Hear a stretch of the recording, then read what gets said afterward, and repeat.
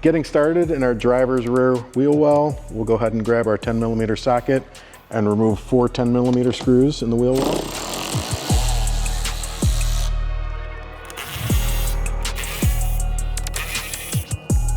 Now we can go ahead and peel away the liner just far enough to gain access. All the way up top here, there's a T20 Torx. Grab our T20 Torx. Go ahead and remove 1 screw here. Now let's jump to the bottom, and we'll want to go ahead and release these 3 tabs that hold the bottom of the bumper in place. Now we can come up top, pop our bumper loose. There should be enough room to get us access to the rear of the reflector. Now we'll go ahead and get started up at the top. We just need to squeeze the tabs and go ahead and push in a little bit. Work down to the next one. Same thing. And then the last one, you want to hold the reflector because you will lose it on the outside. Squeeze that and push it out.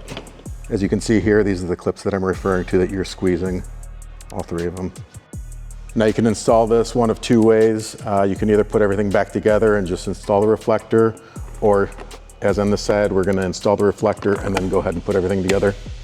You'll hear 3 detents engage and know you're locked into place. Now we want to go ahead and take our bumper cover and get it up into place and just gently push it. There's just detents that hold it in place. And then we'll go ahead and reinstall our T20 Torx that we've previously removed. Before you tighten it down, just make sure that you are lined up here because there's a little bit of adjustment available.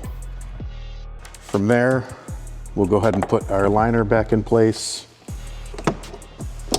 like so. Now we can go ahead and re-engage our clips on the bottom of the bumper here, like so, followed by installing our 4 10mm bolts. We'll go ahead and start everything by hand, and then we can go back through and tighten them down. And again, there's a little bit of adjustment for this cover, so we want to just hold it in place as we tighten everything down. We'll just start at the top. Go ahead and snug everything down.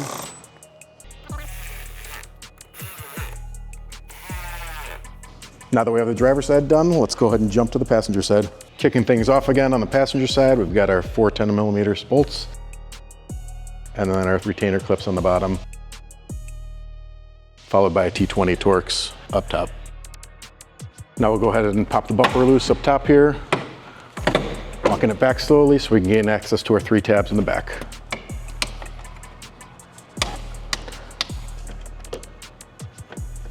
Now on the passenger side, we're going to go ahead and reassemble everything and then add our Acexxon after the fact.